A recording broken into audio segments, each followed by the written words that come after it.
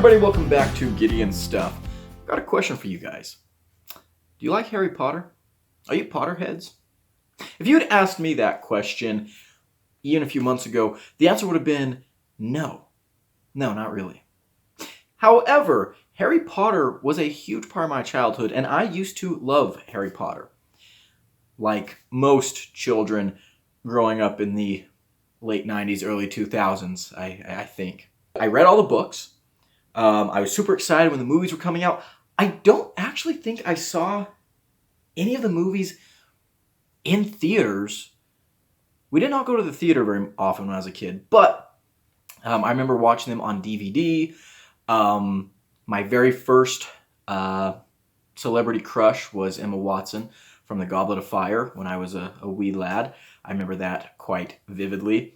And the Harry Potter, I guess you'd call them audiobooks nowadays, but did you call them audiobooks back then?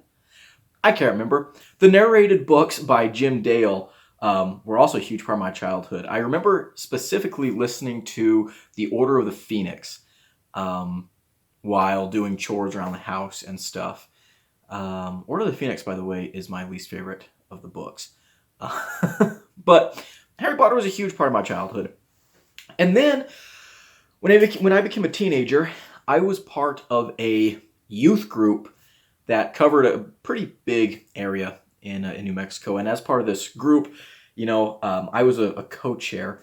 And so we would plan activities and events that, kids from all over our area in the state would attend.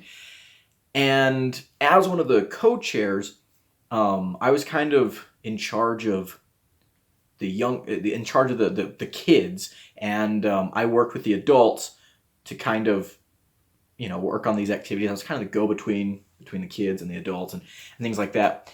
And the kids in this area, it was a church group, okay? It was a church group. These kids loved Harry Potter. They absolutely went gaga over Harry Potter. And so did a lot of the adults. And I remember doing several activities that were Harry Potter themed, and people just, those kids just go nuts for Harry Potter. And so I got to the point where I detested Harry Potter. I could not stand the mention of Harry Potter.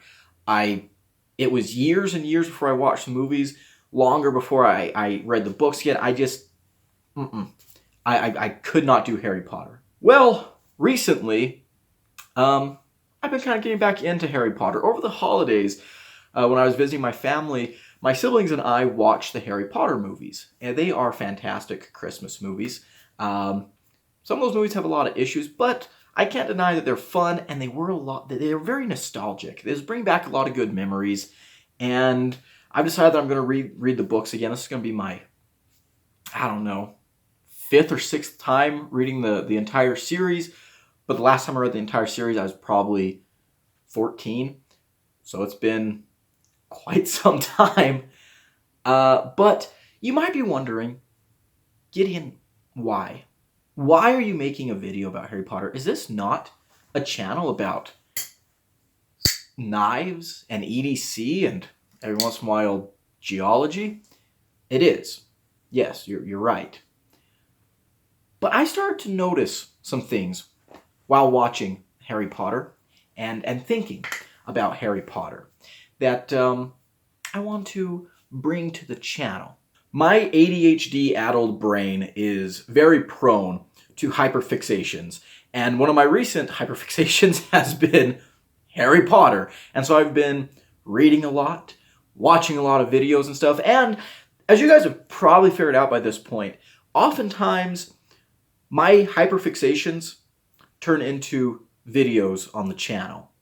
And that's exactly what this is. And it's also because I was drawing some parallels between magic, the magical wizarding world, and EDC nuts of the real world. And that sounds weird, but hear me out. The first thing that got me thinking about this topic was watching the movies with my siblings. Specifically, the Half-Blood Prince. The scene where Harry and Dumbledore go to Voldemort's cave to retrieve the locket after Dumbledore has drunk the potion of suffering or constipation or whatever the heck that potion was. After he drinks that, he asks Harry for some water. And Harry picks up his wand and he tries to fill the bowl with water using a spell. I can't remember what the spell is. Anyways, I can't remember what it is. Something agua, I guess. And my siblings and I were joking around laughing because the magical bowl refuses to be filled with anything except horrible death potion. And so Harry's like struggling to give Dumbledore this drink of water that he so desperately needs. And I don't think Dumbledore ever gets a drink of water. And maybe that's what killed him. I don't think it was Snape. It might have been just dehydration because Harry's not that bright. Because the thing that my siblings and I were all talking about was, well, why doesn't Harry either try to put the water directly in the little shell scooper? Okay, maybe that thing's enchanted too. It won't hold anything else. But he can just spray it right into Dumbledore's mouth, right? Just get it in there. I think there's probably a way to control the water stream and how much water's coming out. I don't think he's going to drown Dumbledore. If he did, that would have solved a lot of issues, almost immediately. That would have made Harry the Master of the Elder Wand right there. Anyways, regardless. But while we were talking about how stupid Harry was in this moment, I mentioned that particular spell, that charm, is so OP. And that would be absolutely just wildly overpowered in the real world. Being able to just summon water. And we got to talking about how that works. Is he summoning water from somewhere else? Does the spell take hydrogen and oxygen molecules from the atmosphere or water vapor from the atmosphere and redirect it through the wand? Or is he actually just creating water, which I'm pretty sure somewhere in Harry Potter it says that you can't create food. You can summon it and stuff, but you can't create it. Maybe water doesn't count. Maybe not. We see people summoning fire, but fire and water, despite people thinking that those are, elements, are quite different things. Fire's energy, water's a molecular compound, whatever. We don't want to get into the science too much, but I mentioned that spell could basically solve so many issues, just that spell alone.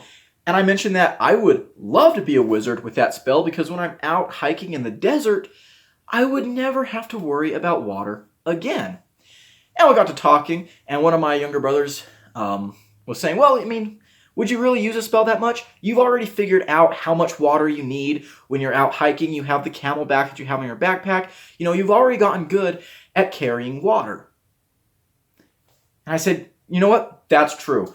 I don't need that spell because I've already got a solution to this problem. And that got me thinking, what other magical things do we see people do in these movies that we already have solutions for in real life? And almost instantly, I thought of flashlights. One of the most common spells you see used in the movies, and I think in the books too, is lumos, right? It turns your wand into a flashlight, basically. And actually, on this channel, if you guys have seen videos where I'm down in a mine or exploring a cave, sometimes I'll pull out my flashlight and I'll go, Lumos, or Lumos Maxima, when I'm turning it up to the highest brightness setting. Because I'm just a goofy little guy and I think it's funny, right? But that's a very interesting parallel. EDC nuts, most of us carry a flashlight with us all the time. And so right there, we already have Lumos at our disposal. And that led me, naturally, to conclude that EDC nuts are just real-life wizards. One of my favorite pieces of classic American literature is Mark Twain's A Connecticut Yankee in King Arthur's Court. This is a rather whimsical, yet also deeply tragic and depressing in times story about a man who, after receiving a knock on the head, is spiritually transported back to Camelot. In the year, 400? Something like that. And he uses his knowledge of early 20th century technology to completely wow and amaze the medieval citizens of Camelot. First, he uses his knowledge of astronomy to predict a solar eclipse. Everyone thinks he's magical. And then he basically modernizes for 1890s, early 1900s thinkers, Camelot. He gives them electricity. He basically teaches them like industrialization, things like that. It's a lot of fun. And it's kind of based around that whole question that I think everyone has pondered at least once in their life. How powerful would I be if I went back in time, right? How powerful would I be if I could just turn back the clock and go back to meet my ancestors with all the knowledge that I, as a big brain 21st century ape, have acquired? Booga booga, spear go brrr. Now the reality is that you probably would not be able to take over the world, unlike some people think. But you can't argue that people would think that you're pretty incredibly powerful. I mean, if you go back in time to the Middle Ages and you have a firearm, a modern semi-automatic firearm, that's going to seem pretty OP, right? This is something that I've often thought about too. Kind of a side note, but not really. I wonder what ancient cultures would make of super steels, or even just like knives like this. Like if I went back in time and I met a Roman centurion and I said, hey, I have a present for you, and I give him this knife, teach him how to operate it, and he goes around using it for whatever it is Romans used their knives for back in the day. He's cutting his bread, he's smearing it with his fish paste. What would he think? Would he be absolutely wowed and shocked by the build quality, by the edge retention, or would he consider it to be a novelty? But think about the stuff that you have in your pockets right now and how revolutionary those items would be to someone in the Middle Ages. I mean, a flashlight is huge. Being able to pull out an object the size of your hand and then just have light with you, that's pretty powerful. Our cell phones probably would not be all that powerful because if you go back to the Middle Ages, you have no Wi-Fi. But, I mean, in theory, the ability to have, like, all the world's knowledge constantly running around on your butt is really bizarre. If you're watching this video, there's a very good chance that you are an EDC nut. Why do you carry the things that you carry? Yeah, pocket knives are cool, flashlights are cool, pins are cool. There's definitely a collecting, aspect to this hobby. But if you choose to carry these items with you every day, why do you do that? Most likely, the answer is because they're useful, because you want to be prepared. For me, that's why I enjoy EDC. That's why I enjoy bushcraft, survival, things like that. I like being prepared. I like knowing that I have the skill set and the tools required to get me through a variety of difficult or sticky situations. And that's one of the appeals of a magical world. The ability to just make your life a little bit easier. I remember when I was a kid talking to my friends about Harry Potter, or we'd be playing Harry Potter, and there was always at least one instance where someone said, man, I wish magic was real, or man, I wish I had a wand in real life because it would make my life so much easier. Well, that's exactly the reason why we carry EDC gear. It's because it makes our life easier. It makes it easy to accomplish, just everyday tasks, but also it kind of sets us up for maybe situations that are a little out of the ordinary. Things that maybe you don't want to have to deal with every single day, but could potentially have to deal with eventually. Now, again, we already talked about some of the parallels between magical spells in the Harry Potter or the Wizarding World, whatever. Lumos and flashlights. There's a couple of other ones I thought about. I know some guys that carry lockpicking sets. I have a lockpicking set. I do not carry it with me all the time. I'm actually really, really good at picking locks. Fun fact. That's a spell that we see used in the Wizarding World. Alohomora. it picks locks. Another thing I thought about, this isn't a spell, it's a magical item. Hermione's bag that basically you can put anything into as storage. There's a lot of parallels between that and EDC packs, backpacks, things like that. I take a lot of pride in packing my work bag, packing my adventure backpack in such a way that I have everything that I think I'll need while not taking up that much space. It's a skill, and having a good backpack is a wonderful, beautiful thing. And it's kind of the same thing as having a bag that you can put an entire bookshelf in. Fun fact, this little baby blue fanny pack is something that I carry with me sometimes. What for? It's an extra pocket when I'm out and about picking up rocks.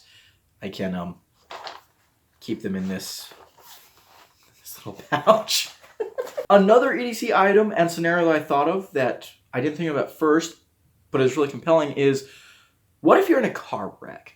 You find yourself in a car that's upside down, you need to get out of the car, you need a window breaker.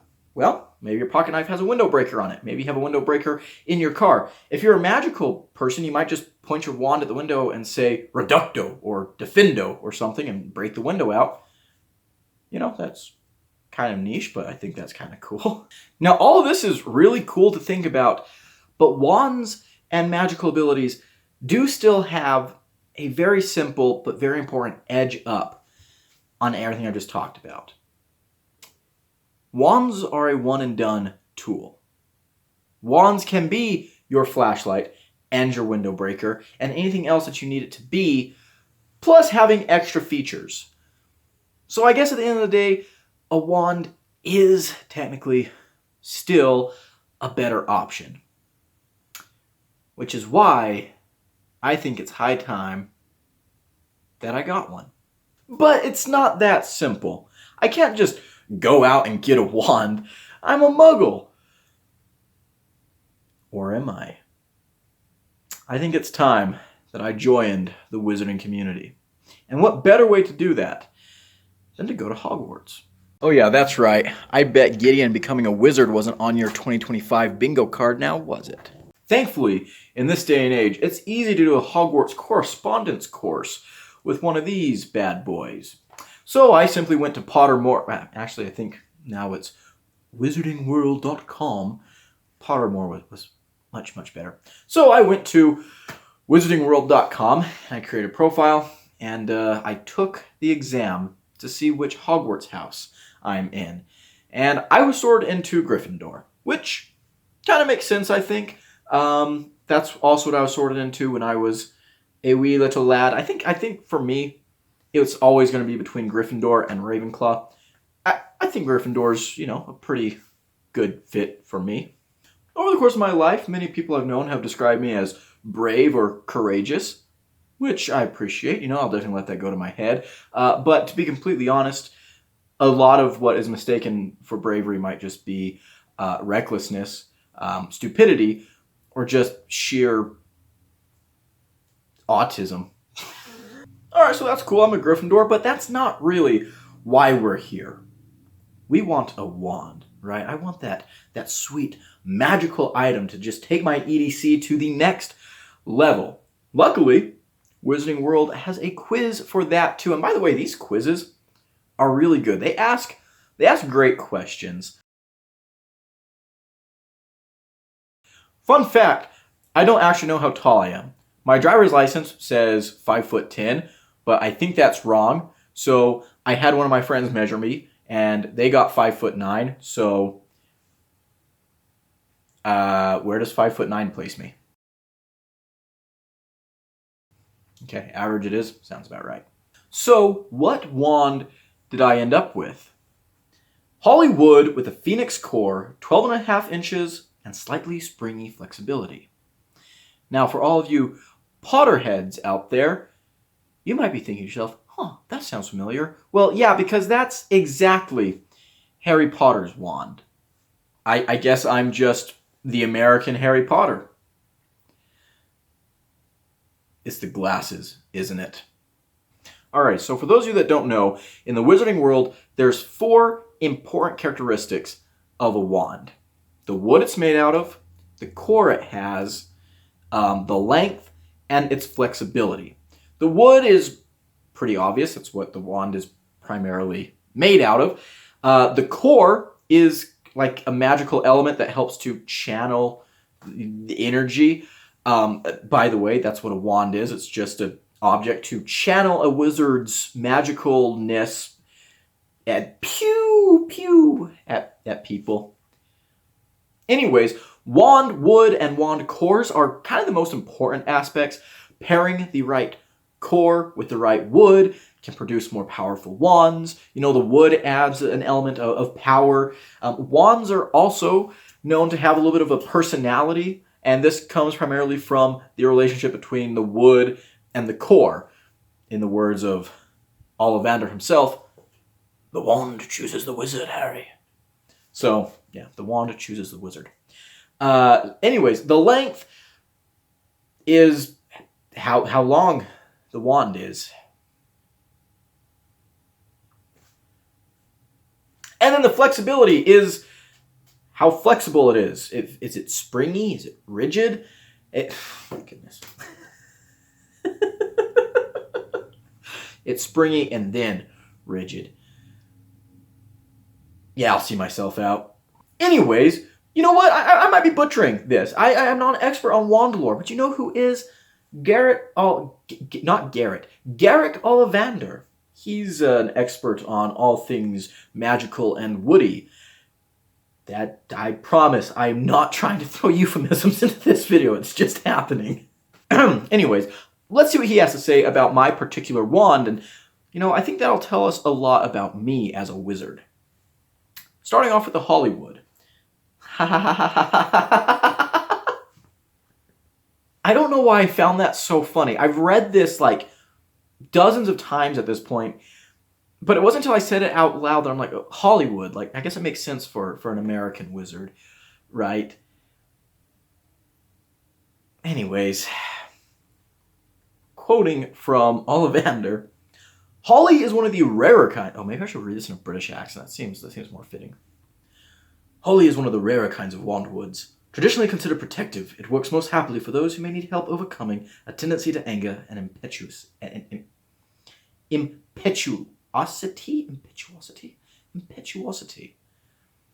I also don't think that my Garrick Ollivander voice is all that good. I'm trying to channel my inner John Hurt, but my favorite John Hurt is John Hurt from Alien. So that's more like... I'll try better. At the same time, Holly Wand's... He's kind of more like breathy when he speaks, I feel like. I'm not an impressionist. Whatever. At the same time, Holly Wands often choose owners who are engaged in some dangerous and often spiritual quest. I do go on a lot of dangerous quests, I must admit. Holly is one of those woods that varies most dramatically in performance depending on the wand core, and it is a notoriously difficult wood to team with Phoenix Feather, as the wood's volatility... This is what happens when you're trying to read in a voice that's not your own. Volatility becomes volatility. Volatility... I should probably reread this sentence again. This is a really long sentence. Holy crap. Good golly, this... Wait, this paragraph is only 2 sentences long? Are you kidding me? I'll run on sentences. Okay, let's take it from the top. At the same time, Holy Wands often choose owners who are engaged in some dangerous and often spiritual quest. Oh wait, no, it's 3 sentences. My bad. Holly is one of those woods that varies most dramatically in performance depending on the wand core, and it is a notoriously difficult wood to team with Phoenix Feather, as the wood's volatility, I did it again, conflicts strangely with the Phoenix's detachment. In the unusual event of such a pairing finding its ideal match, however, nothing and nobody should stand in their way. That took a long time to get through that, and actually I was wrong again. It's 4 sentences long. I cannot count. Luckily, they don't teach math at Hogwarts, so I don't think that'll be an issue. Anyways, did you get what the last couple sentences were about? Holly and Phoenix is a difficult pairing. It's very rare, but very powerful. And, a little quiz time. What was the core in my wand? That's right, Phoenix. Let's read. Phoenix core. This is the rarest core type. Phoenix feathers are capable of the greatest range of magic, though they may take longer than either unicorn or dragon cores to reveal this. They show the most initiative, sometimes acting of their own accord, a quality that many witches and wizards dislike. Phoenix feather wands are always the pickiest when it comes to potential owners, for the creature from which they are taken is one of the most independent and detached in the world. These wands are the hardest to tame and to personalize, and their allegiance is usually hard won. Overall, sounding pretty bad ass. Hear what he has to say about the length. Most wands will be in the range of between 9 and 14 inches. While I have sold extremely short wands, 8 inches and under. 8 inches is short? Jeez. And very long wands, over 15 inches. Yeah, that's hospital territory. These are exceptionally rare. In the latter case, a physical peculiarity demanded the excessive wand length. However, abnormally short wands usually select those in whose character something is lacking, rather than because they are physically undersized. Many small witches and wizards are chosen by longer wands. So 12.5 inches, pretty respectable length in my opinion. I think that's pretty powerful. Wand flexibility or rigidity denotes a degree of adaptability and willingness to change possessed by the wand and owner pair, although, again, this factor ought not to be considered separately from the wand wood, core, and length, nor of the owner's life experience and style of magic, all of which will combine to make the wand in question unique. So, overall, I gotta say, I think this is a great pick of a wand for me. Honestly, this sounds very, very Gideon-esque. This is pretty perfect. Very rare. I mean, I'm a rare breed, guys. Rare breed. But it seems right. On another note, you know what doesn't seem right? They have a Patronus quiz here. And a Patronus is a spell you can cast that fights Dementors and basically is just a glowy embodiment of happiness. And it oftentimes takes the shape of an animal. And you want to know what they said my Patronus was? A chow dog. Now, a dog does seem like a pretty solid choice of Patronus for me, but a chow dog? Really? Really? I really don't think that fits all that well. So in this case, strike against Pottermore. It would be really cool if I could have a dinosaur Patronus. That would be badass. Don't think it works that way, but in case you're wondering, my favorite extant animal are otters. I love otters. So cool. Any kind of otter. Sea otters, the otters that don't have any toenails. I just love otters. Otters are awesome. They're utterly awesome. Okay, so that's all well and good. But to be honest with you, I'm not sure they'd even let me into Hogwarts. After all, I am an American. We're not even the same species as the British. But in all seriousness, there is actually an American school of witchcraft and wizardry. It's called Ilvermorny. And I can't be the only one that thinks that's a stupid name. Although Hogwarts, I don't know, Hogwarts is just classic, but also kind of stupid if you think about it. Don't think about it. Anyways, I prefer the name Hogwarts over Ilvermorny. Regardless, there is an American wizarding school called Ilvermorny. And there's a online quiz to place you in one of the 4 Ilvermorny houses. I took that quiz, and I ended up in the Horned Serpent house, which is pretty cool. Let me read you the traits of Horned Serpent. The Horned Serpent house at Ilvermorny is associated with intelligence, academics, and the mind. The house crest is a Gordian knot. And you know what? I think this is pretty fitting for me. I think Horned Serpent is a great place for me to be. So after doing that little quiz, I started thinking, and I wondered if maybe there was a way to find out whether or not I could end up with a wand that's a little more American. The answer was yes. Just kidding. Ollivander isn't the only wand maker in the wizarding world. There's a lot of them out there because, wizards are all over the planet. So, it'd be kind of difficult for all wizarding youths to travel to London to get a wand from Ollivander. And so I decided to research what kind of wand makers were in America. And I didn't find out what specific wand maker there was. Maybe there isn't one that's named yet. Regardless, what I really want to know was what materials are used in American wands? Because, in case you haven't figured it out yet, this video is culminating in me making my own wand. And so, I want to make a wand from stuff that's around my area. I decided that I'd stick with some of the specs that I got off of Pottermore, such as the 12 3/4 inches length and the slightly springy thing. I'm not sure how I'm going to control the springiness, but I want to know what cores and woods are used in America. Ollivander typically uses phoenix feather, unicorn hair, and dragon heartstring in the cores of his wands. And I think there's some other cores too that we've heard about, like thestral hair and stuff like that. But what do they use in the Americas? Well, I did a little bit of digging. Well, I went to Tumblr for this, as one does, and here is the list of wand cores that I found for American wands. Common cores include jackalope antler, thunderbird tail feather, wampus cat hair, snallygaster feather, phoenix feather, rougarou hair, not sure what that is, quetzalcoatl feather, dragon heartstring, unicorn hair, chupacabra spine, winged horse feather / hair, Pegasus, I guess. Rarer cores include horned serpent horn, White River monster spine, dryad hair, pukwudgie thorn, Sasquatch hair, nixie hair, and wendigo spinal cord. That one's really, really weird. So when I first read that list, there's a couple that jumped out at me. Number one, the phoenix feather.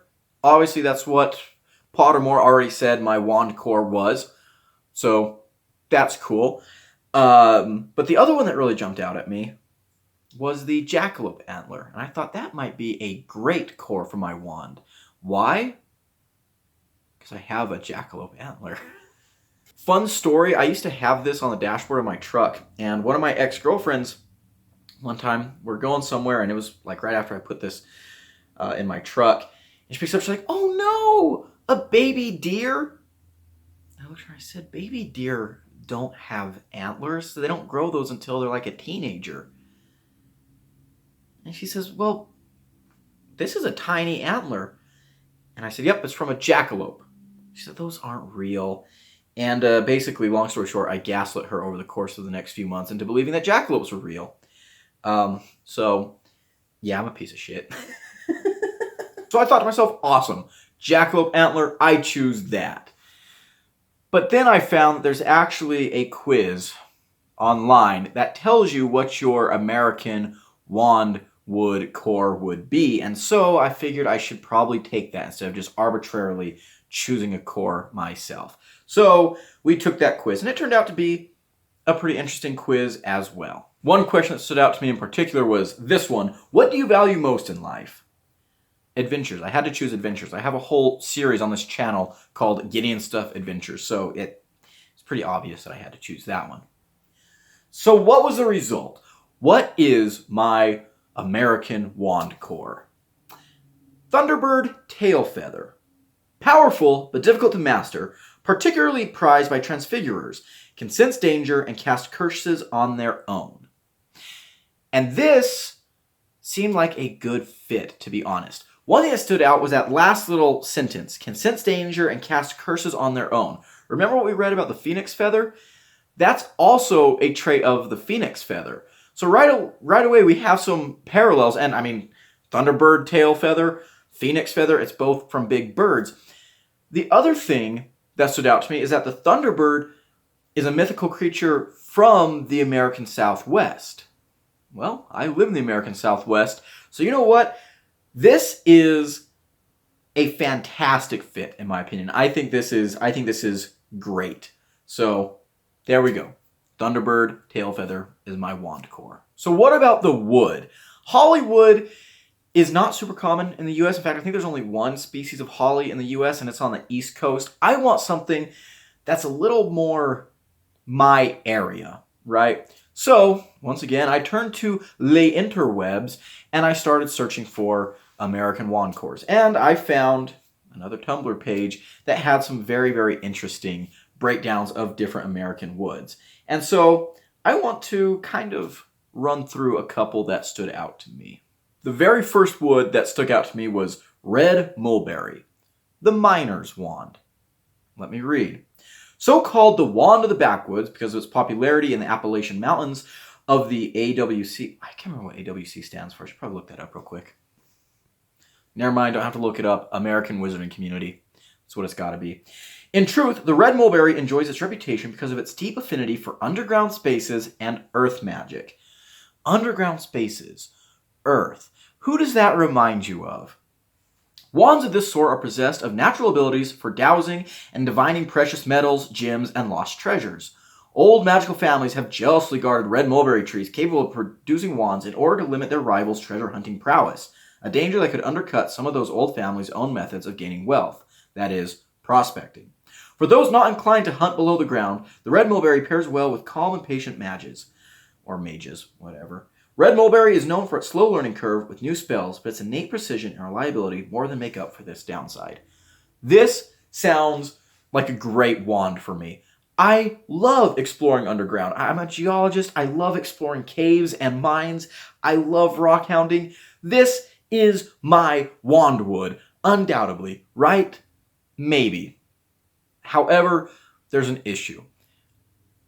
Red mulberry really only grows on the eastern coast and in the Appalachians. So unless I want to take a multi-day road trip to find one of these trees, I'm probably not going to be able to make a wand out of that wood, which is a shame because this does sound like a great wood for me. But to be honest, I really, really want a wand wood that more aligns with my area, where I live. I think that'd be really, really special. So, and not just special, but also easy for me to find, obtain, and make a wand. So let me read you a couple of others that stood out. Another one that stood out to me was blue ash, the explorer wand. Early American explorers were armed only with wands made of blue ash for good reasons. Blue ash wands tend toward potent, defensive, and survival magic, and make excellent pairings with naturalists and magizoologists alike. Survival magic, that sounds like it'd be really, really useful for me on my adventures and escapades. But once again, blue ash, I don't think is super readily available to me. Another one that stood out to me was hackberry, the naturalist wand. The American wizarding community's famous mountain men, who are mostly women, weird, were known to prefer wands made of hackberry as their magic blended well with the wilds of the frontier. Again, I think this could be an interesting wood choice for me, but kind of out of my area. So then I found mesquite, and automatically I was like, oh, mesquite. That's probably going to be a good fit. There's mesquite everywhere. I can get mesquite super easily. Let's read what it says about mesquite. The Morphic Wand. A wand of fire and change, the mesquite wand is comfortable in the hands of either a duelist or a transfigurer. Able to handle the complex magic needed for advanced and sometimes dangerous transformations, wands of mesquite bend morphic fields better and faster than other woods. In the hands of a fighter, though, the wood's propensity for effecting change manifests itself in the wide variety of disfigurements and disabilities one can inflict upon an opponent. Some of the most popular and conversely dangerous curses of the late 20th century were invented by mages who owned mesquite wands. So this got me thinking, what kind of magic do I think I would excel at? Now, the Thunderbird wand core said that it's good at transfiguration, but I'll be honest with you, I don't think I would be doing that much transfiguration. I tend to value things for the way they are rather than what I can make them. This is especially noticeable when it comes to my rock collecting. I prefer rocks in their raw form. I don't like cutting, tumbling, polishing a whole lot of my rock samples because I just appreciate the natural beauty and things like that. I've got some friends who collect agates and they dye the agates. They cut them, they facet them specially, and then they dye them with these different chemical solutions to make them, pink and blue and stuff. And I'm not about that. I like the rock the way it is, and I tend to be like that with most things. I prefer the natural state of things over anything that me or someone else could do to change it into something else. So transfiguring is not really something I'm big on. The other thing with the mesquite is it sounds like it's a great wand for duelists and fighters. I don't think that's me. I really don't think that fits me either. I don't think I'm the dueling type. I don't think I'm going to be roaming the wilds looking for people to fight. And so when it comes to like the different classes at Hogwarts, for example, Defense Against the Dark Arts, probably useful. It'd probably be useful for me to know a bunch of defensive spells. You know, I'm out in the woods a lot, you know, running into wild animals and stuff. It's probably useful for me to know some of these things. But as far as like combating other people and fighting dark wizards, I just don't think that's me. I don't think that's what I would be using my magic for. Another kind of magic is potions. And I could see potions being pretty useful to me, being able to make, like healing drafts or things like that.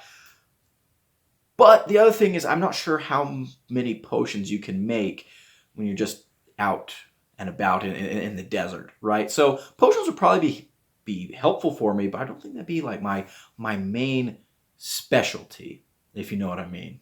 Herbology goes kind of in the same category as potions. I think herbology would be really, really useful. I love plants, and I'm a big fan of, as you guys know if you've watched this channel, I'm a big fan of using desert plants in my area in like the food I make. I like to make nopales, and I use cactus tuna and all kinds of things in drinks and salsas, things like that. So herbology is probably something that I also really, really enjoy. Not sure how wand focused that is, however. Legilimency, it's like reading people's minds. I have absolutely no interest in doing that whatsoever. I value people's privacy. You can keep your thoughts to yourself. I'm all right with not knowing. Divination, seeing into the future, not something, again, I'm particularly interested in. I like to just take things day by day. So, no thank you, I'll pass. Alchemy, as far as I can tell, that's like kind of like the most famous alchemist in Harry Potter is Nicholas Flamel. He made the Sorcerer's Stone, which produces the elixir of life, which can make you immortal. It also changes lesser metals into gold. If that's the kind of stuff that alchemy is about, not really about that either. Astronomy, don't care that much, to be honest with you. And that leaves charms, which is kind of a broad category of magic. But that is the kind of magic that I would really, really love to do. I think that is the most useful stuff. The Standard Book of Spells, Grade 1, says this about charms. Charms differ from transfiguring spells in the following manner. A charm adds certain properties to an object or creature, whereas a transfiguring spell will change it into something utterly different. So right there, that kind of shows the difference between charms and transfiguration. I like that a whole lot more. So then I found a list of charms online, and some of these sound super useful. The amplifying charm, sonorous, is a charm that can be used to amplify a targeted sound, such as a person's voice. Well, if I'm ever injured or alone or lost in the mountains, amplifying my voice to call for help would be super useful. We've seen Dumbledore and Cornelius Fudge use that spell in the movies, for example. Picking locks, Aloha Mora, that's a charm. Sounds pretty awesome. What about Aqua Recto? That's a charm that summons water. We talked about that one earlier. Super useful, super OP. Yes, I want that in my magical arsenal. Please and thank you. Arresto Momentum. That's a spell that you can use to slow down a falling object or slow down yourself if you're falling. Well, if I ever take a little tumble off a cliff, you better believe I'm going to want to use that spell. Or heck, the reverse of that, Ascendio. There's a cliff that I can't climb or something, I'll just shoot myself straight to the top of that thing. Boink. A summoning charm, Accio, bring things to you. Super useful. Deprimo, which like blasts holes in things. Also super useful for the type of stuff I do. Basically what I'm saying is that charms is probably the area of magic that I would be the most invested in mastering. And because it looks like a lot of these wandwoods are tied to certain types of magic, I think I need to hone in on that. So for this reason, mesquite doesn't feel like the right fit for me. So then I went looking for trees that are in my area, trees that I'm familiar with, and I compiled a list of them. Douglas fir, the helping wand. Bristlecone pine, the warrior wand. Rocky Mountain juniper, the ambitious wand. silver spruce, the introvert wand, or golden aspen, the beautiful wand, and white fir, the creature wand. So let's go ahead and thin the herd out. The first one I think we can get rid of is the bristlecone pine right away. The warrior wand, we talked about it. I don't really consider myself to be that much of a warrior. Now, there were some interesting parallels with this wood and me. For one, bristlecone pine it's a group of trees. There's 3 or 4 different species in this group. One of them is the Rocky Mountain bristlecone pine, which is native to northern New Mexico and Colorado. And it's a tree that I'm very familiar with. As a lot of you know, I grew up in northern New Mexico in the Rockies. A tree I'm very, very familiar with.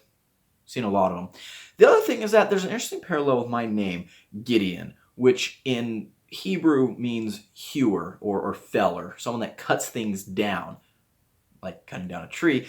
But it's linked to the Hebrew word Gideon, which means warrior. So, you can kind of draw a parallel there. I kind of like that. But again, I don't really consider myself to be all that combative. So I think we're going to pass on this tree. Douglas fir was one that I had a lot of high hopes for because it is a tree I'm also very, very familiar with. When I was working up in the mountains, tons of Douglas fir. We'd use it for a lot of different things. I like Douglas fir quite a bit. The thing that turned me off of it, though, was when it said, white Douglas fir wands are commonly found in the hands of healers and caregivers. So, my father's a veterinarian, and when I was a teenager, I would sometimes go with him on his vet calls. He's a mobile veterinarian, a rural vet. He'd go out to people's farms to see their livestock. And every time I would go with him on these calls, people would always ask if I was going to become a vet as well and take over the practice from my dad. And I told people no. And a lot of people were very disappointed about that. But the reason was because I just don't think I have what it takes to be the kind of person that you need to be a veterinarian or even a doctor. The way that my dad treats animals, the way that he's so confident but calm with them, when I watched him put down, like he'd also put down people's pets, go to their house and put down their pets so they wouldn't have to stress out. And he'd talk to the animal as he's putting it down. He was just so gentle and so calm under pressure. I mean, I've seen him covered in blood, trying to save an animal's life. Everything's hectic, middle of the night, and he's just focused in. And I can't do that. That can't be me. And I can only imagine that problem be 100 times worse if I was trying to care to people. Healing is important. I love first aid, CPR certified, all that kind of stuff. But I don't think I have what it takes to be a true healer. So for that reason, we're not going to be using the Douglas fir. Silver spruce, also called blue spruce. One of my favorite trees. It's actually my grandfather's favorite tree. My grandfather was a logger, loves spruce. I love blue spruce trees. However, and it's a beautiful wood too. Beautiful, beautiful wood. However, useful in all forms of divinatory magic. No, I don't think. We already talked about how I feel about divination. I don't think a silver spruce wand is the best fit for me, unfortunately. What about golden aspen? I love aspen trees, but there's a couple things about this wood that really just seem contrary to who I am. Beautiful and heartbreaking magic. That's kind of vague, kind of flowery. I think it's a little more flowery than me. Seeks out those with imaginations and dreams far beyond their contemporaries. I do have a big imagination and a lot of ambition, but I don't think this quite fits me. Golden aspen is almost incapable of producing nonverbal magic or even any type of quiet and hidden spell. That actually does kind of sound like me. I mean, I do a lot of talking. I'm kind of loud, I guess. I talk to a camera a lot. But when I'm out in the mountains and stuff, I like to be just me, right? It's just me and nature. I like things to be a little bit quiet. And that goes against the next thing. It's a wood that desires to be seen and experienced by everyone. That is not me. I don't care that much to be the... I guess I don't care that much about being the center of the universe, okay? Prized by authors, actors, painters, and dreamers alike. Well, I do like to write. I do like to draw and paint. But I just don't think this wand really captures who I am. It's close, but it's just a little bit off. White fir. Again, it's a fir tree that I'm very familiar with. Sometimes white fir can have a nickname in the logwoods called, some people call it piss fir.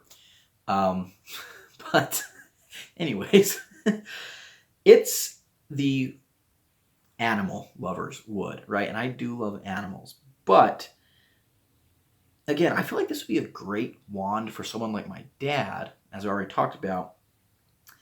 And it's very close. It's very close to being a good wand for me, but I don't think it's quite there.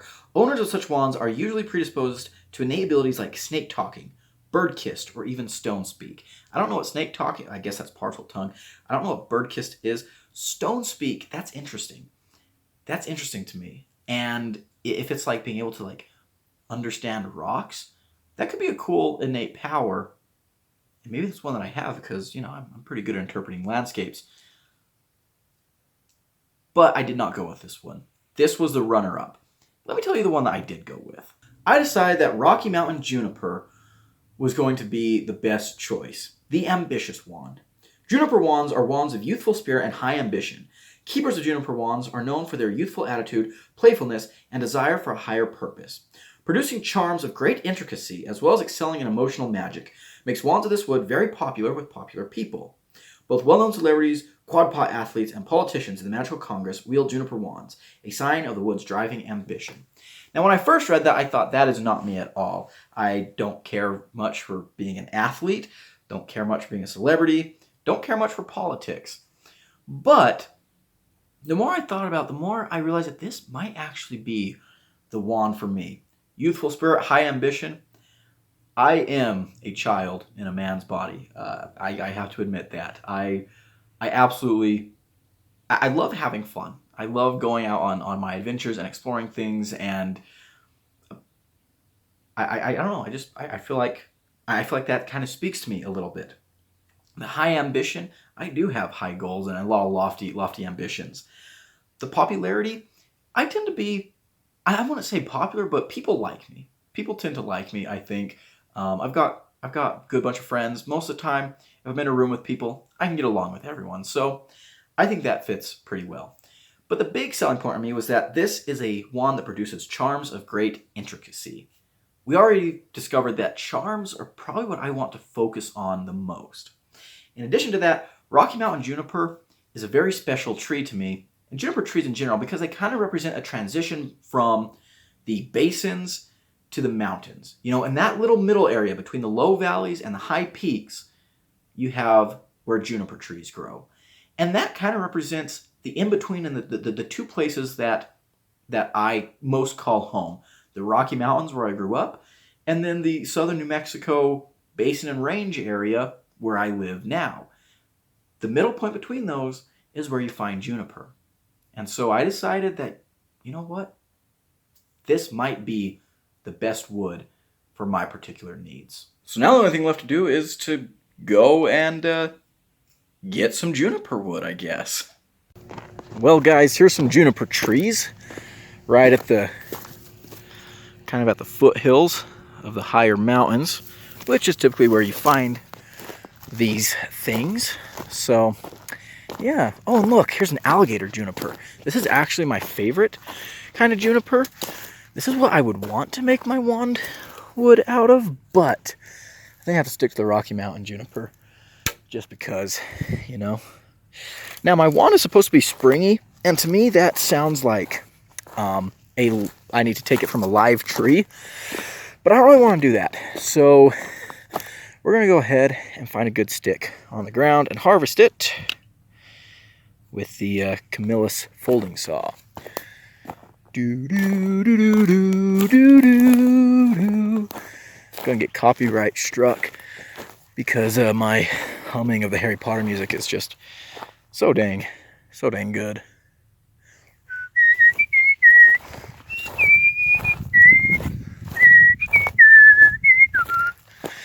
I don't think I need to film all this. Let me just find a good spot. Well, I ended up finding actually some blown down storm damaged juniper. So you know what? It's still kind of alive. We're gonna go with that. Okay, so I did cheat a little bit because that juniper bough that I found that was down was actually alligator juniper, which is my favorite juniper. But I think we can bend the rules here a little bit. Oh, that smells good. The other thing too is, I hope you can see this.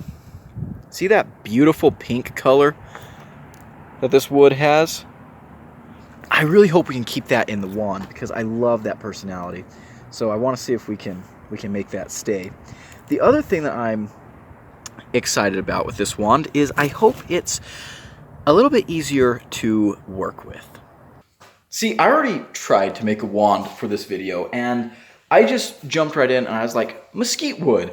Let's use mesquite wood because mesquite's everywhere and I think that'd be a good fit.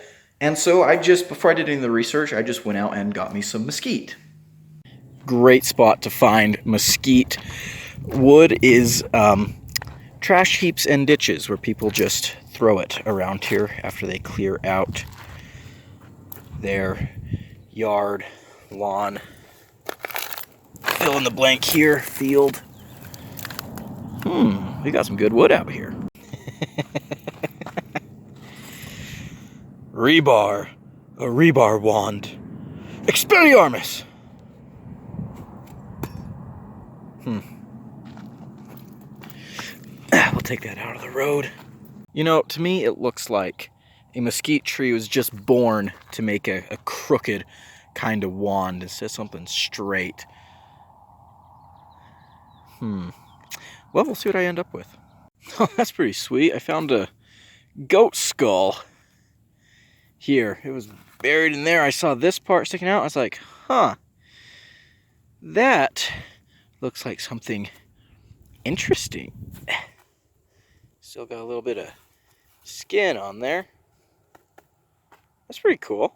Well, I found pretty soon that mesquite is difficult to work with. Here's the wand that I was making, and it just had so many knots. You know, I need to thin it down quite a bit more. Mesquite wood is also pretty dang hard for a bush. And yeah, the wand just wasn't turning out exactly the way that I was wanting it to. You know, wand lore, wand crafting is very complicated. It's super complex and difficult magic, and it's kind of bold of me to just assume that I can jump in and do it. So I've been reading up on Ollivander's writings and studying, and then today, while I was at Wally World, I found some Harry Potter wands on sale in the clearance section, marked down to $5, and I thought to myself, you know what?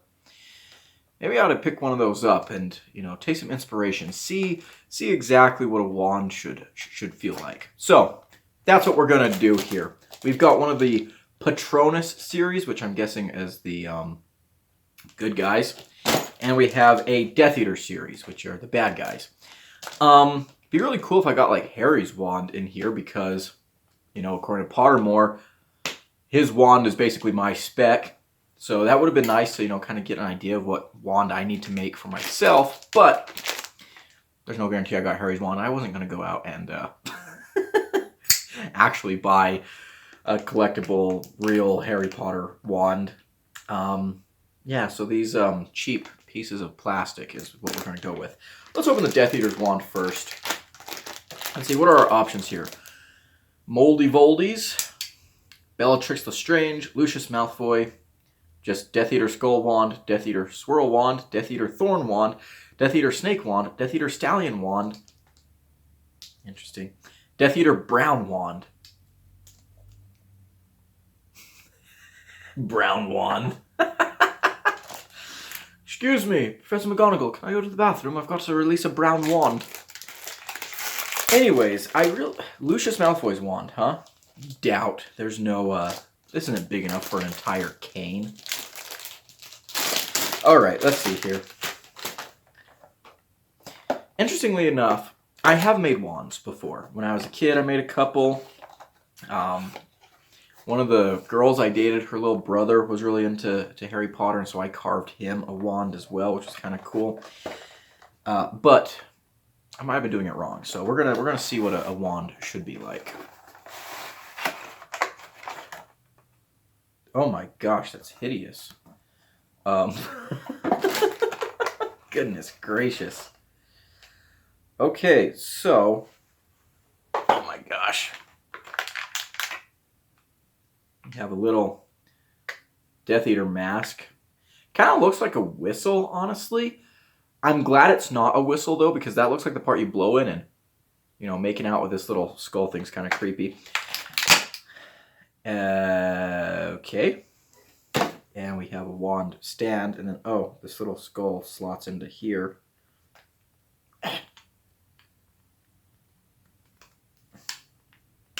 Supposedly.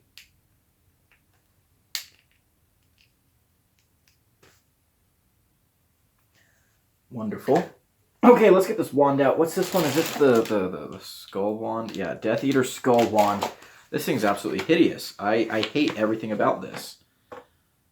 Oh my goodness, this is disgusterous.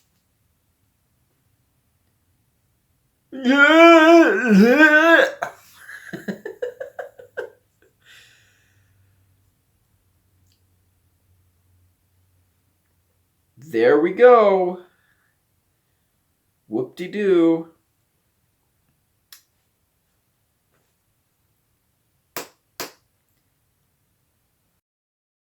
Okay, let's move on to the good guy wands. None of them look as hideous as that piece of garbage. The only one that I think looks bad is Nymphadora Tonks. Her wand looks kind of goofy. The Snape wand is in here. That one looks the best to me. Hermione's wand looks kind of weird. Ginny's is fine. Cho Chang, interesting choices. Okay, well, let's see what we got, shall we? Such a fun unboxing experience, right? We got the mystery packs. This video is going to have a little bit of everything. If this is Tonks' wand, I might just kill myself. Fuck!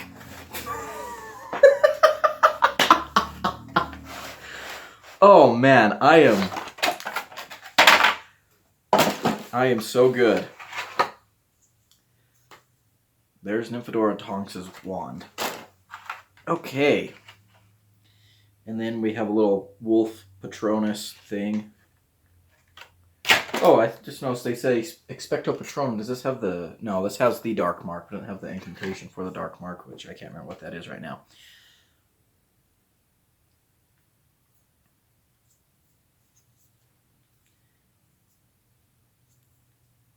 Why is this? Like, how are you... Maybe you're supposed to hold it like this?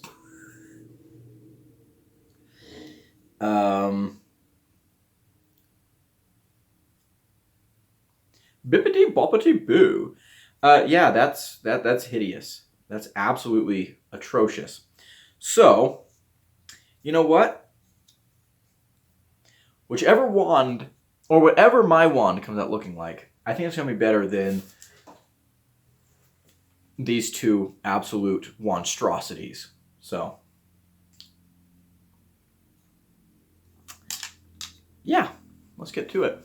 So interestingly enough, while we're talking about making wands and this thing right here, on the day I'm recording this, a YouTube channel called Garrick's Workshop actually released a video where he is making Nymphadora Tonks' wand out of actual wood. Really cool channel. You should check it out. I thought it was really neat that the day I unboxed this, he was releasing a video making this. That's a lot of fun. He said some things that I disagree with, primarily that this is a cool looking wand. I hate this thing. I think this is very, very ugly, but great channel to watch. He has skills that I can only dream of. So, you know, whatever wand I make is not going to look like his beautiful masterpieces. So that's a shame, I guess. Anyways, go check him out. So, unlike Garrick's Workshop, I am not a professional woodworker. I'm a dipshit in my garage. But even though I lack the high-end tools for this job, I don't think I'd use them even if I had them, because you know what? This is an EDC, this is a knife channel, right? So I think we're going to carve my wand using simple knives. I think the most advanced tool we're going to be using is this little saw right here.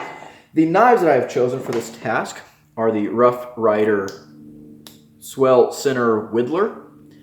Seems appropriate, if you know what I mean. So there we go.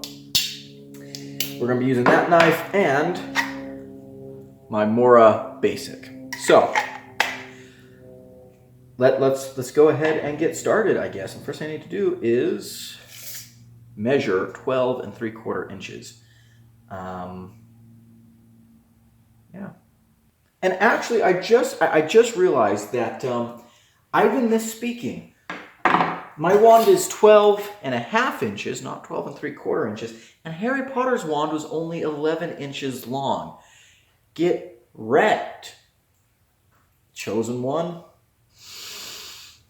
Oh, that smells so good. Okay, so I'm actually measuring out 13.5 inches, just so I have some room to work with. And also, where did I put that? There you go. I found this little piece of aspen over in my wood pile, and I thought to myself, you know, that's actually already basically a wand.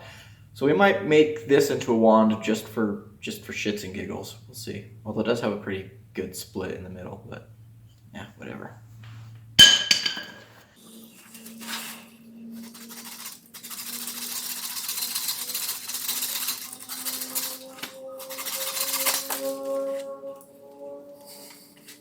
Now this right here is going to be my biggest problem, I think. That's a pretty big knot, but I think we can work. I think we can work around it. Oh, that smells so good.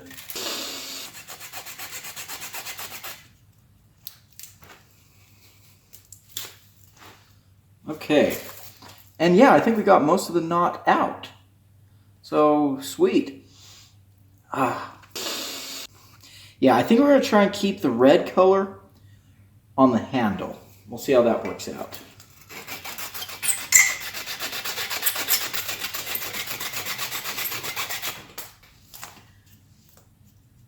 Okay. Let's start trimming this thing up.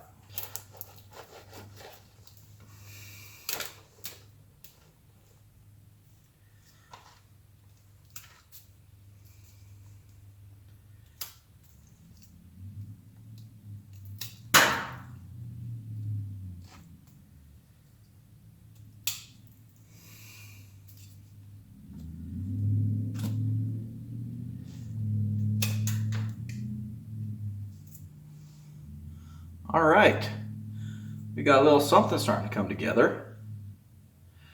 Let's see if it's any good. So obviously working on this project has got me thinking a lot about like the wands that we see in the movies and stuff. And in case you didn't know, the wand designs for most of the characters change pretty drastically between movies 2 and 3. So Harry's original wand looked like this, and then for movies 3 through 8, they look like this. In my opinion, I really prefer the original wand designs. They look a lot more, I don't know, classy, elegant. They look a lot cooler to me. I'm not a big fan of these ones. But I will say that throughout the rest of the series, you see a lot of really cool designs, a lot of really unique and varied wand designs that you see all the different characters having. So I appreciate that. There's a lot of personality behind these wands. But that got me thinking, do wizards modify their wands after they get them from Ollivanders? Because that seems like something that's obvious. Like, your wand is very personalized to you, and so you'd want to kind of modify it to fit you. But how much modification can you do to a magical item before you're like a specialist? Like, I can imagine taking your wand to Ollivander and being like, hey, I want you to do this, that, the other to it. And because he's a wand maker, he knows how to do that. But can wizards just modify their wands on their own? I would imagine the answer has to be yes, because like if we think about Lucius Malfoy's wand, he has his in a cane, which is really, really awesome. It's got this big snake head at the end. I really doubt that an 11-year-old kid walked into Ollivander's and he's like, yes, I have just the wand for you. Let me go and get this cane wand for you, child. So obviously I think Lucius added to it later. And then of course we have monstrosities like this. I sure hope no child walked into Ollivander's, an 11-year-old innocent kid, and left with this horrible symbol of evil. This wand here is just like, it's really bad. This is just so bad. Whichever Death Eater decided to modify his wand with this lockjawed, missing chromosome ape skull, I hope he's rotting in Azkaban for the rest of his life.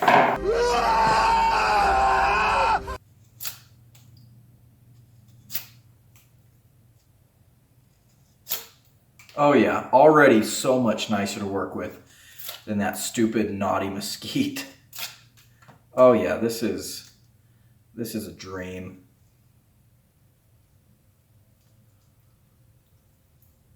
Okay, I lied. There's one more tool I'm going to be using. Just some sandpaper. Here's what we're coming out with so far. I'm kind of struggling with the handle. I don't really know what to do with the handle. We got a couple of big knots in here that I took out. Maybe I should have gone from this way, that way, but I really liked how there was a curve right here in the handle. I liked that a lot, so we kept that. I really do love this pink color. I don't know, something about the handle feels unfinished. Anyways, we're going to use the sandpaper, just kind of round this out a little more. Might not even need it that much. And then, here's the other thing I'm struggling with. Do I leave it just the color of the wood, or I've got some stuff I can use to put a finish on it. But the other thing I thought about when I first came up with the idea for this video was, what if I like fire hardened it? Like, you know, put it over a fire, gave it that nice kind of burnt look, sanded it off. I don't think I'm going to do that because my wand is supposed to be springy, so I think not doing the fire hardening is a way to keep it kind of springy. So I think we'll do that. But yeah, this handle does need some work, I think. And the other thing too is something I thought about was, what if I did a paracord wrap on the handle? That kind of fits my outdoor vibe. I don't know. We'll see. We'll see what I end up doing. We've also got a little bit of a split back here in the wood, but should be okay. Let's get some sanding done. Alrighty, I finished it, and I ended up using the Mora for all of it. Here we go. This is what I came up with. I'm not sure I'm 100% happy with the handle. Some of those knots are a little bit awkward, but yeah, you'll see. Yeah, I don't know. But there we go. And actually, just because I was bored, I went ahead and made that aspen stick into a wand as well. There we go. Let's go talk about some other stuff.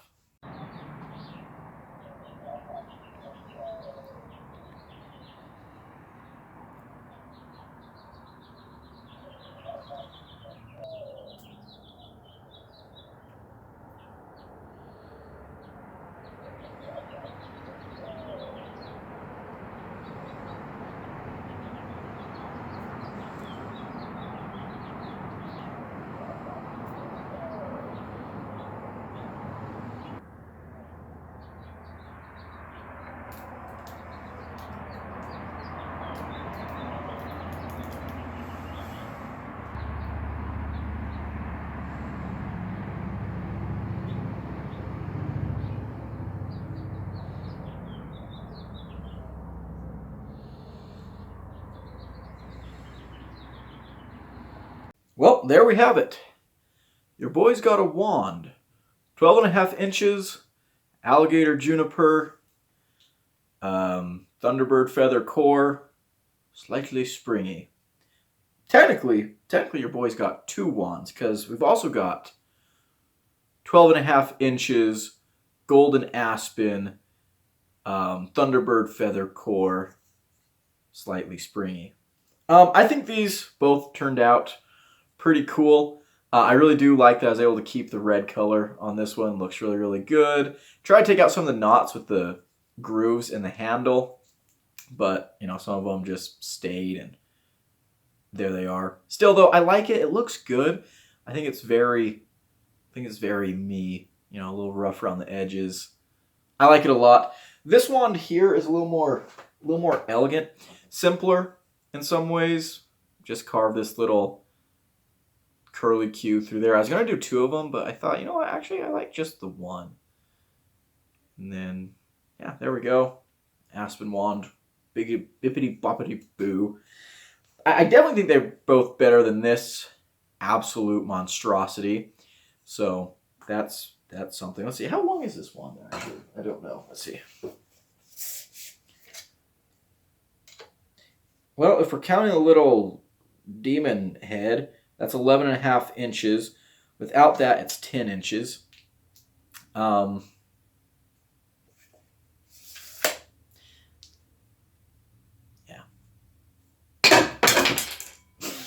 That was loud. So now I think the only question left to answer is, how am I going to carry this? How am I going to incorporate a wand into my EDC? Well, the first thing I think we have to discuss is, what is it going to be replacing? Well, I think my wand is definitely going to be replacing my flashlight. This light here I like because it also has a laser pointer, which I'm assuming I could do some kind of spell that achieves the same goal as a laser pointer. The magnet is really cool for like testing rocks and stuff, but I can carry a separate magnet.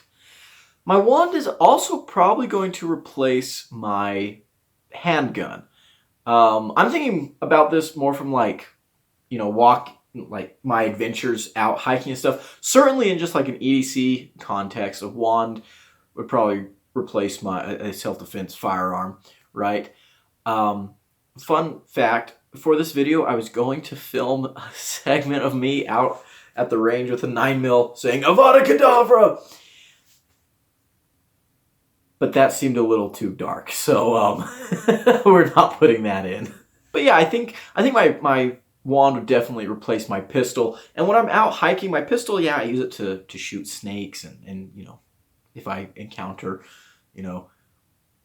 angry wildlife or something. But more than that, it's also a, signaling device in case I get lost. It's mostly a noisemaker. Like, if I encounter a cougar or something, I'm not going to, like, shoot to kill. I'm going to make loud noise, try to scare them away and things like that. So, yeah, I think my wand could pretty easily replace my pistol because, honestly, 9 times out of 10, it never even leaves the holster. So, that's probably the biggest item that my wand is going to be replacing. As for some of the things that I keep in my backpack, I think I'll still keep a lot of them. A water bottle, yeah, I can, summon water with a wand, but it'll be nice to, fill up a water bottle, have a little cup. First aid kit, I'll probably still hang on to. There's a bunch of things that in my backpack will still be useful, so I imagine I'll still have my backpack with me. The big question, though, is, would a wand replace my knife? I think the answer to this is a pretty obvious no. Absolutely not. So when I'm out hiking stuff, I typically carry 2 knives. A belt knife, such as my Cold Steel SRK, which is a favorite of mine, and a folding knife as well. And I don't think, holy cow, that blade is dirty. And I don't think that a wand would replace either option. And my biggest reason for this is because knives seem to be pretty common objects in the Harry Potter universe. People still use bladed items all the time. So Obviously, maybe there's not a whole lot of like spells for doing the things that knives do. I can't really think of any. I imagine it'd be pretty hard to like cut a cucumber with, little spells individually. It might be possible, but it's probably just easier to use an actual knife. We know about Snape's Sectum Sempra spell, which basically recreates the effect of someone being slashed multiple times with a sword. But that's kind of like just random injuries. I don't really know if there's a way to control it or direct it. I'm not sure that'd be all that helpful anyways. When I'm using my knife out in the woods, we're cutting string, we're cutting ropes, cutting food, batoning, getting a fire going. I guess that's one thing a wand could replace. Is I could make you can make a spark with your wand. You can make fire with your wand, so I wouldn't have to be, sparking off the spine of my knife anymore with a ferro rod. But that's a pretty minor replacement. Overall, I really don't think a wand will ever replace a knife. All right, so here's my typical adventuring setup. I've got my backpack on my back. As you might expect, that's where backpacks go. I've got my knife on my right hip, and then got a pocket knife in my pocket. Over here, I've got my pistol. I carry it like this with the butt forward because when I'm hiking, number one, I like carrying my revolver just because I love revolvers. But I don't like carrying appendix when I'm hiking because I'm doing a lot of moving around. That's just not very comfortable. If I'm carrying it over here with the butt pointed back, it can bump into my backpack sometimes. So this just kind of keeps it out of the way the best. In my pocket over here, I have a pen, flashlight, handkerchief, and my hand lens in my pocket. And typically I'm not wearing jeans. I actually typically wear cargo pants that have multiple pockets. Over here, like I said, pocket knife and a pencil. So of these items, the wand's going to replace the light. Okay, it's not a big deal. But the big item that's being replaced is my firearm. So we can go ahead and just get rid of this right away. So, do I want my wand to kind of replace my firearm? Am I going to do a cross draw with my wand? That is very comfortable. That's very, very comfortable. How do wizards carry their wands in the wizarding world? Well, most of them seem to have like special pockets sewn into their cloaks and their robes. But I'm going to tell you right now, I ain't about to start wearing a cloak or robe out in the desert on my hikes, right? It's just not something I'm going to do. So I'm probably going to stick to muggle clothes, or nomage if you're a cringe American. Muggles is a way better word. How would I carry it then? There is, I think it's in The Prisoner of Azkaban. There's a few scenes where Hermione just has her wand like in her pocket that I've seen.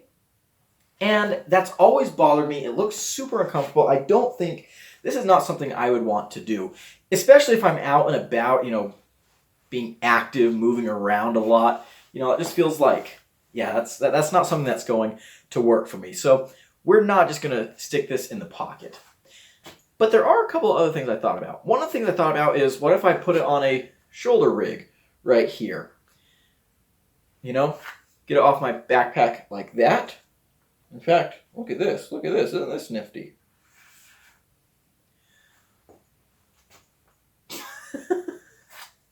I suppose we could do that, but I don't know. That doesn't seem the most practical. I guess we do it like this too. Yeah, I don't really like that. This is easier to grab, but I worry about having the end of my wand just sticking up like this. If I have to like duck a branch and my wand doesn't quite get through, that could be disastrous. So I don't think we're gonna do it like that. We could do, like I said, like a little cross draw system. But what would I carry my wand with? Would I just put it through my belt? I mean, I could do that, but again, I think we kind of get into some more of the mobility issues and things like that. I mean, this is kind of a weird instrument to carry.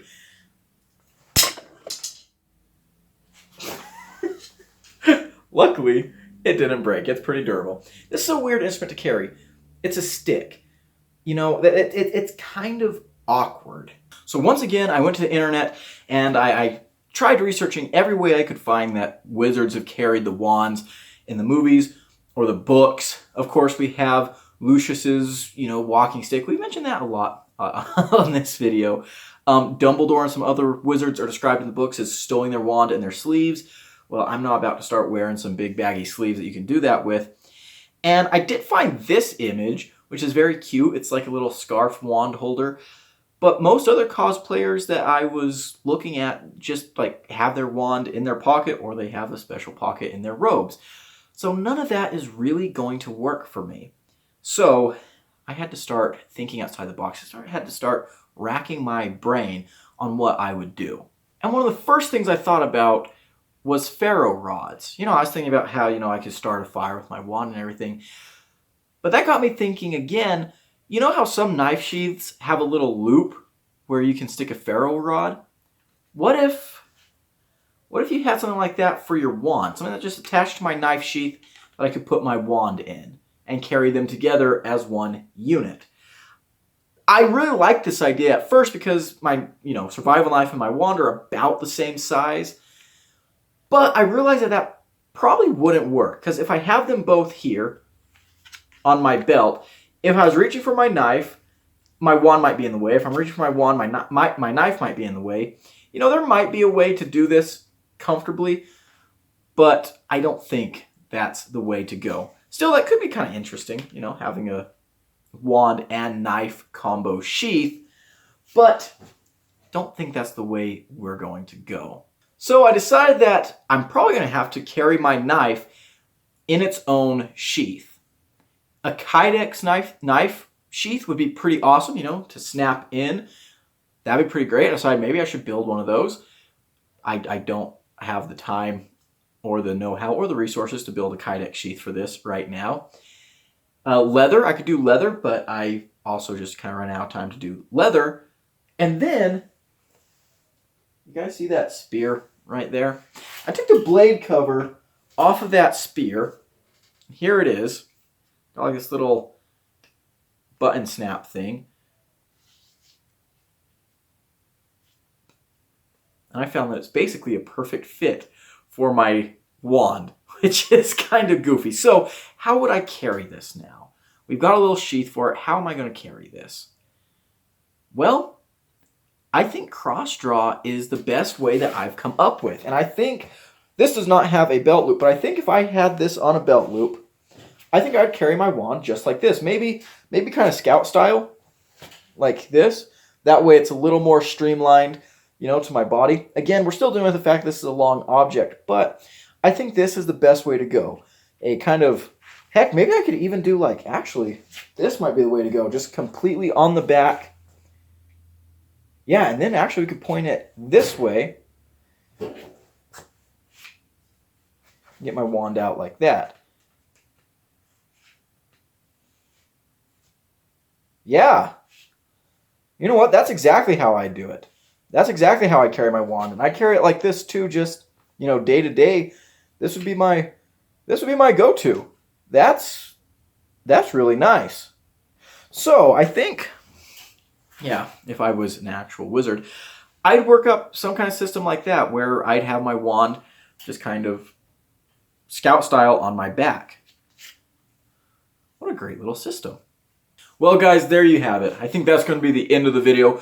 A very, very long video dedicated to just a random thought I had, but I hope you found it entertaining. And if I was a wizard, now you know how I would carry my wand, the kind of things I'd use it for, and I guess I'll leave the imaginings of the other shenanigans up to you. But also take comfort.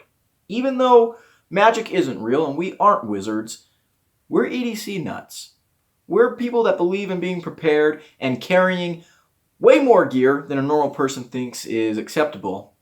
But joke's on them, because we're basically real-life wizards. And that's all I've got for you guys today. Big shout out to my channel members right here at the Cowboy level. I really appreciate everything they do. If you want to become a channel member and support the channel, there's a link down below. I really appreciate it. As for the rest of you weirdos, If you enjoyed the video, leave it a like, comment below, and subscribe, and share the video. And I've been Gideon. Until next time, adios. Mischief managed.